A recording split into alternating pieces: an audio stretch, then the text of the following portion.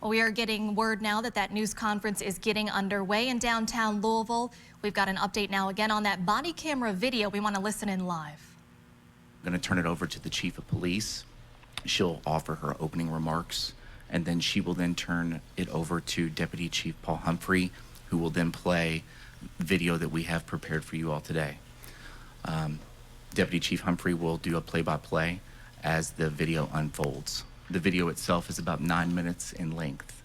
After that, we'll take 3 questions, and then we'll conclude the presser. Immediately following the press conference, I will upload the videos to all of our social media platforms. Now, Chief. Good afternoon to the mayor, elected officials here today, to the media, and to the citizens of Louisville. April 10th, 2023 will be forever etched in our memory, but this is truly a time for unity, healing, and compassion.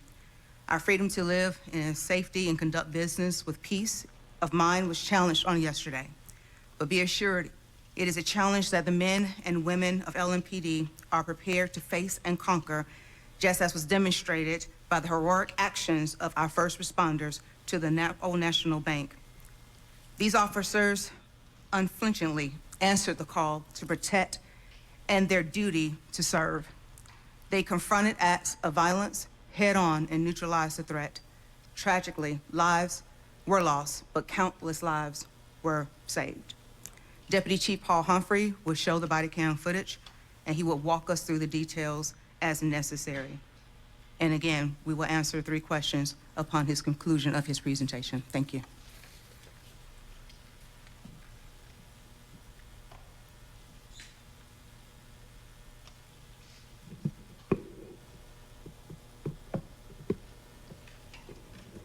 Okay, thank you. Again, as Sergeant Sanders said, after the conclusion of this press conference, all videos as well as the officer's information will be posted to our social media platforms for everyone to be able to access. So on Monday, April 10th, 2023, Louisville Metro Police responded to 333 East Main Street at the Old National Bank on the report of an active shooter.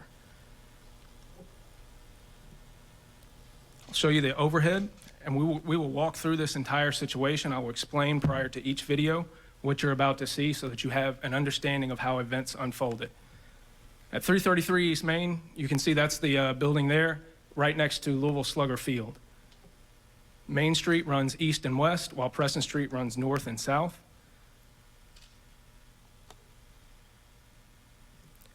This is a street level view of the building that we responded to.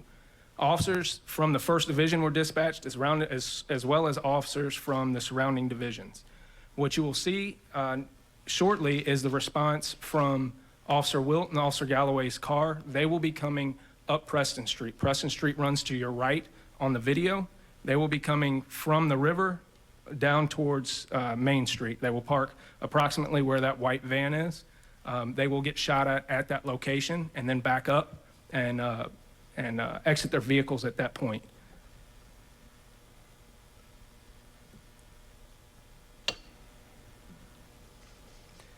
So I want you guys to understand how we talk about and how we train and prepare for active shooter situations. It's easy to tell an officer that you have to run towards gunfire. It's another thing for them to actually do it. Anybody who's ever been shot at can tell you it is not fun, and it doesn't matter how many times you get shot at, it doesn't get any easier. Plain and simple, everybody reacts in different ways to gunfire. We have to train our officers and put it into them, into their character, that their job is to go towards that danger in order to protect others. Our decision-making model that we use starts with our safety priorities. Our safety priorities are grounded in our ethics that all life is sacred, and decisions have to be based on who is in the most imminent danger right now and who has control of the situation, who can remove themselves from the situation. So when we prioritize how we make our responses, they are based on, do we have hostages or victims? Obviously, in an active shooter situation, we already have victims who have been injured, who are currently at risk of dying, as well as other potential victims who cannot remove themselves from that situation. Do we have other bystanders and civilians in the area who aren't the direct targets of that violence, but still need to be protected? Officers come next in protecting ourselves in order to de-escalate this situation, because we have a duty to respond and we have a duty to protect, and we have the tools and the authority to protect others. Finally, the suspect. The suspect has the ultimate say in every situation. We pray and we hope that the suspect gives up and complies peacefully prior to our arrival. But if they don't, then the officers have to take the appropriate action to make sure that they protect lives as they go throughout these events. The mission of being the police is fundamentally to protect lives and protect constitutional rights.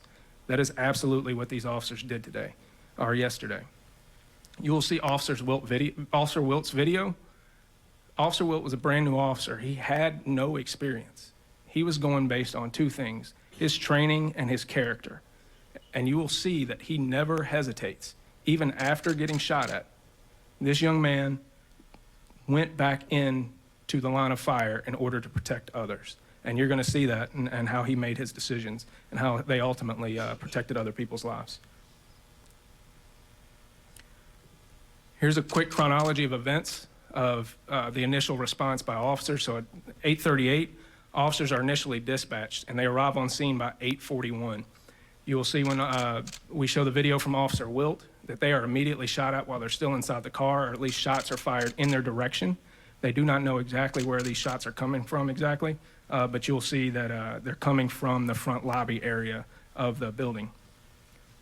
At 8:42, they have redeployed, exited their vehicles, and began to ascend the stairs going into the lobby area of the building, at which time Officer Wilt is struck.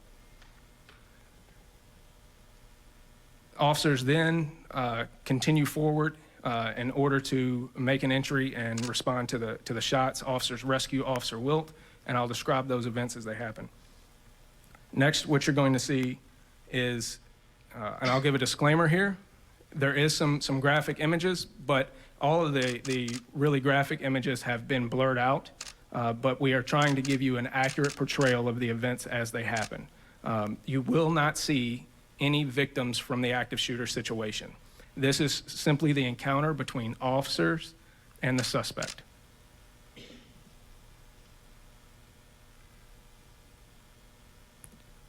This is a still image of the suspect inside the hallway prior to the event.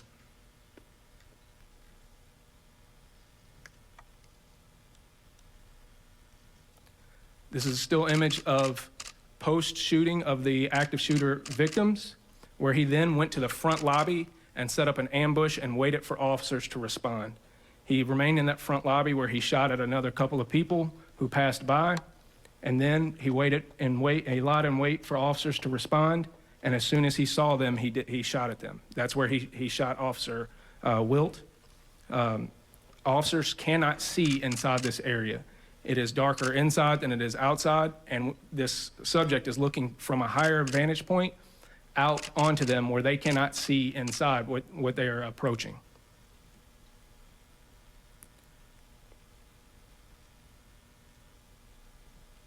You'll now see Officer Wilt's video.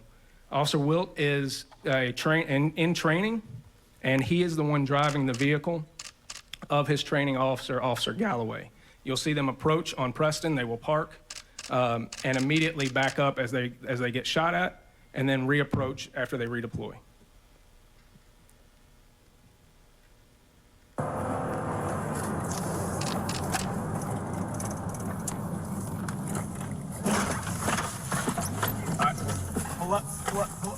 Go.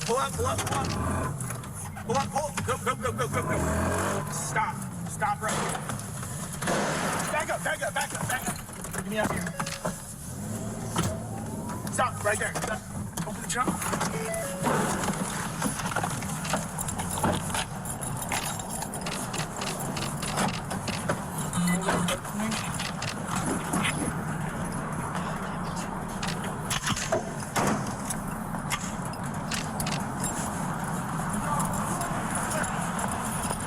Back around, then we do have shots fired.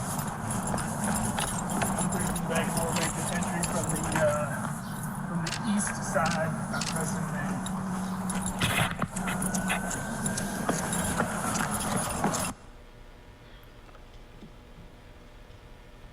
So as you saw there, after they received the shots and they reapproached, Officer Wilt got on the radio and started communicating that they had already been shot at while remaining calm and collected and getting out the proper information.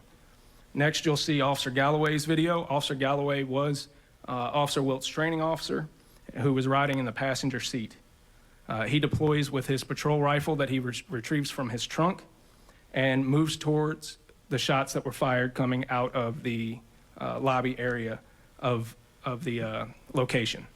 What you will see is the continuation all the way through this event at this point. So Officer Wilt will be shot. You will not see that part on the video, as Officer Wilt is just a step behind Officer Galloway. Officer Galloway will then move across the lobby area outside where he is shot, and he will fall down and roll and return to cover on the opposite side, on the Main Street side. He will take cover there behind a large planter box and try to assess the situation and get some situational awareness of both his status as well as the status of the downed officer, and try to ascertain where the shots are exactly coming from. He receives the minor gunshot wound, but he continues to stay in the fight and try to assess exactly where this shooter is.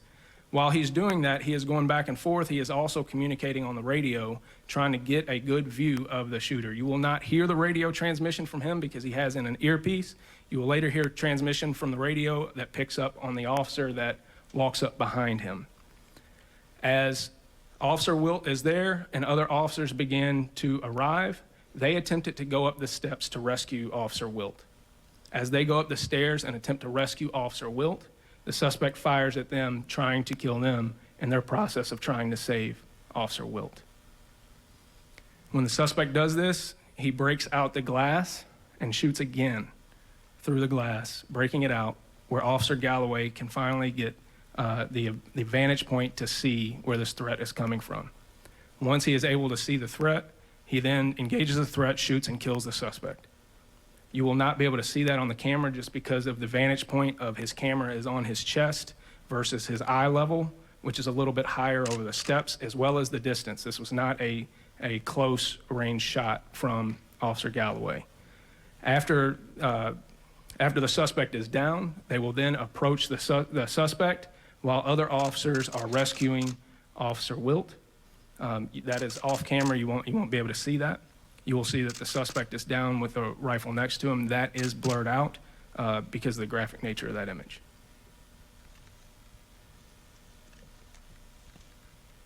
Hold it, cover for me.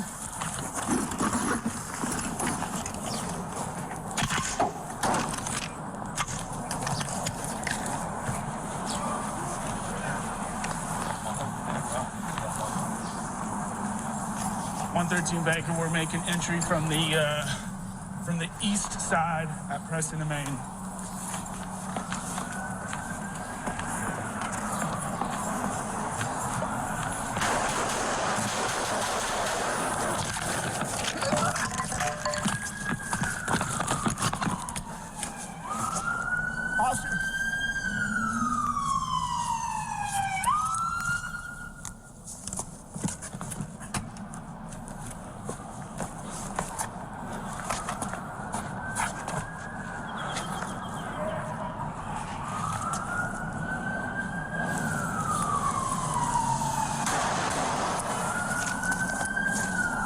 Damn it!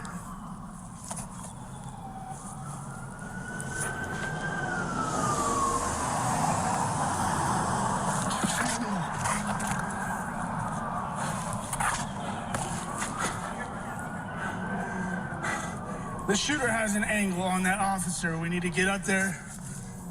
I don't know where he's at. The glass is blocking him.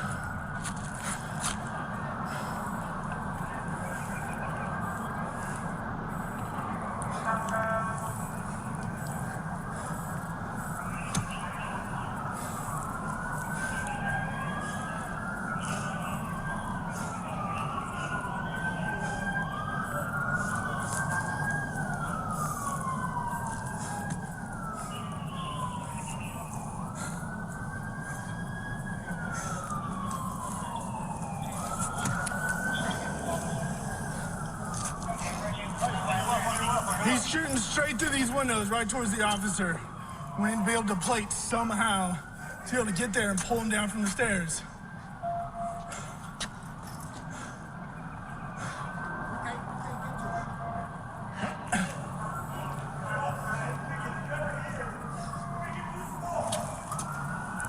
Is that Blue talking? Yeah, Blue talking.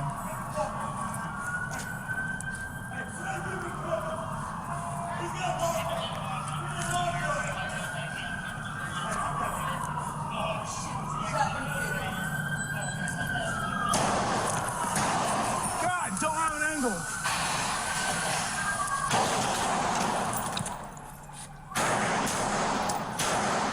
I think I got him down. I think he's down. Yank the officer off now. Yank him down the stairs.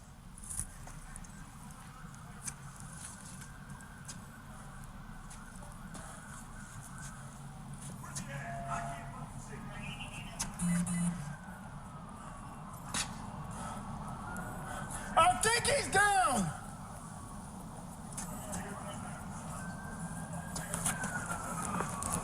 Move it. Yeah. Suspect down. Get the officer.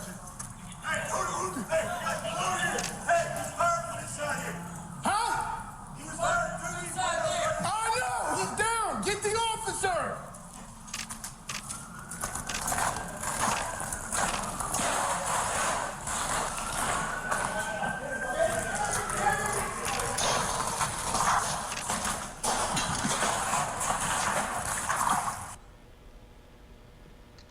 All right, so just to give you a couple of understanding about a couple of phrases that you might have heard in there. One was, "Is that Blue talking?" They were talking about, are those other officers that are talking versus civilians. He also said we need to plate the officer. So he's talking about being able to get something between themselves and the shooter that will stop bullets, to put some kind of hard plate in between them so they can effect that rescue.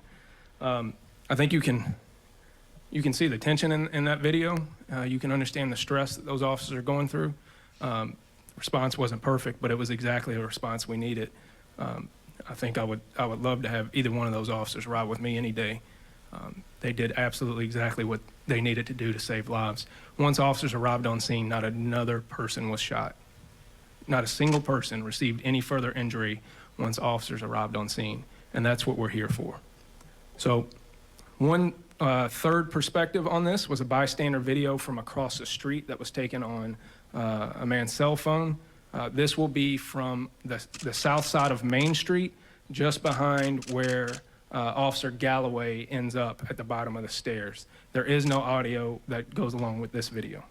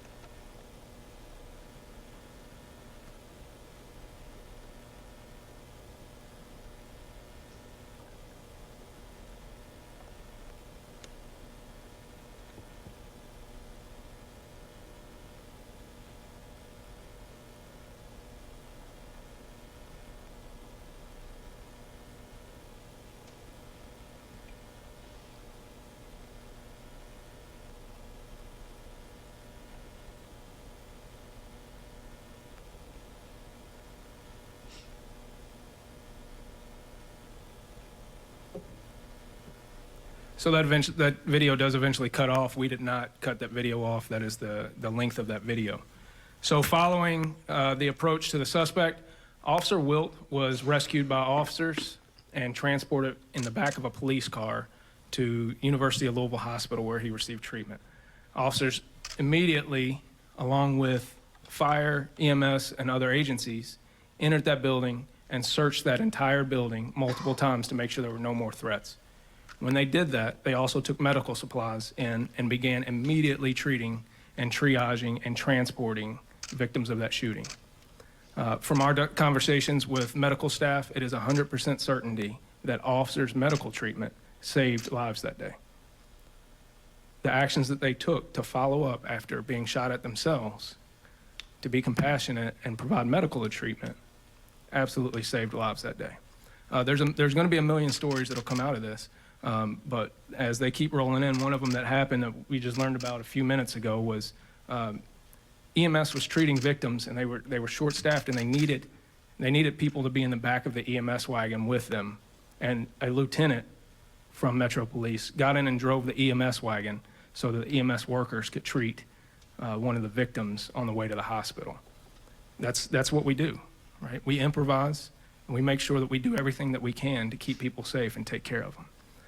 What you saw in that video was absolutely amazing. It's tragic, but it's absolutely amazing. There's only a few people in this country that can do what they did. Not everybody can do that. They deserve to be honored for what they did, because it is not something that comes easily. It is not something that comes naturally. Anybody who gets shot at reacts. For people to react by staying there, staying in the fire, and going back inside the scene, keeping themselves in danger, that's superhuman. Those men are amazing. The women that responded are amazing. The EMS workers, the firefighters. If you guys don't know, EMS and fire go inside that scene with us before we're able to say that it's safe. Sheriff's officers, off-duty officers, all came out and went inside that scene before we were able to guarantee that it was safe. And those actions absolutely save people's lives. And we want to focus on those victims. We want to focus on those people that lost their lives, that were injured. We also want to recognize those heroic efforts that also saved lives. As I said before, this video will be posted in its completion, along with the personnel files of the officers that'll be available. But I'd be remiss if I didn't say that, the most heroic things at the peak of our career that we do are shrouded in other people's tragedies. As a profession, we are here to save people. And even though we saved lives that day, there are people that lost theirs. We need to honor and respect them and make sure we pray for them and take their families under our wing and take care of them. And we also need to do the same for those officers, because they're hurting as well. They're not just physically hurting. This hurts emotionally. So we need to make sure that we take care of them and we understand the sacrifice that they make every day. We'll turn it over to questions at this point. When Officer Galloway is outside by the planter, where exactly is the shooter? Like you do at the pinpoint inside structure. Where is he? Was he at any point communicating with other officers or other officers on the other side telling the proper? So I'm not going to make a comment about any communication that happened, but he was moving around inside the front lobby area. So there's a front foyer where the elevators and things like that are, as well as some offices.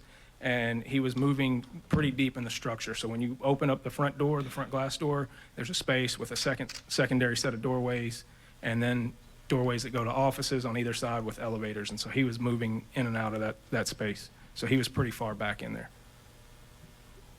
Yes, sir. You mentioned the gunman had set up essentially an ambush position inside the building. Could you speak to that a little bit more? I know we saw that one still photo, but I was hoping for a bit more context. So when I say that, he went to the front lobby after assaulting the victims in the office area, and he could see out where no one could see in, because he's, like I said, two sets of doors deep. when you combine that with that non-reflective glass, the sunshine, the elevated position, officers could not see inside those doors on their approach, whereas he could see out to them. And so that's why he was able to fire on them before they ever saw where he was. And it's your understanding that he was essentially almost waiting for the police response? It appears that way. The two officers arrive on scene very quickly. And watching this, it feels like it goes by very slowly as we were watching. But do you have a sense of how long it took other officers to arrive on scene and begin providing backup to the two who just arrived? So that again was it was less than another 3 minutes. So it feels like eternity to watch. You can only imagine how it felt for them being there in that moment. These types of events are a little weird from the standpoint of time compression and memory and those types of things, but they feel like they happen like that. They also feel like they take forever. So yes, that was a tough 3+ minutes to watch while they waited for officers to get there and take care of business. Thank you. I'm gonna make just a quick closing comment is just again to reiterate what the deputy chief and chief have said, but a giant debt of gratitude is owed by our entire community to Officer Wilt, Officer Galloway, and all of the heroic men and women on LMPD and the other first responders that responded to this. We thank you for your service yesterday, and we thank you for your service every day. As we move forward from here, LMPD and our administration will continue to provide information about the investigation as it continues. We know there's still a lot of unanswered questions. You want answers, we want answers, the public wants answers, and we will continue to provide that information as it is available. We expect within the next 24 hours we will be releasing various 911 calls and audio tape of that, and then the investigation will continue, and as more information is available, we'll continue to make you aware of that. Thank you all very much.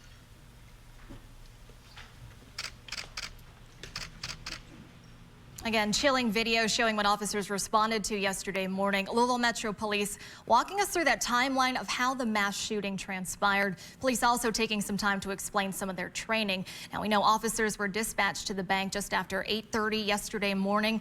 We saw and heard as the gunman shot at officers who then returned fire. Very chaotic scene out there. Police have edited out some of the things in the video that we just saw, but it does give you an idea of what that scene was like. Officer Galloway, who was the one who shot and killed the gunman, that was according to Louisville Metro Police there. You could see that moment as it happened. Again, LMPD just releasing this body camera video from yesterday's shooting. Certainly a lot to digest from all of this. We'll continue to break down the video and have more reaction coming up tonight at 6.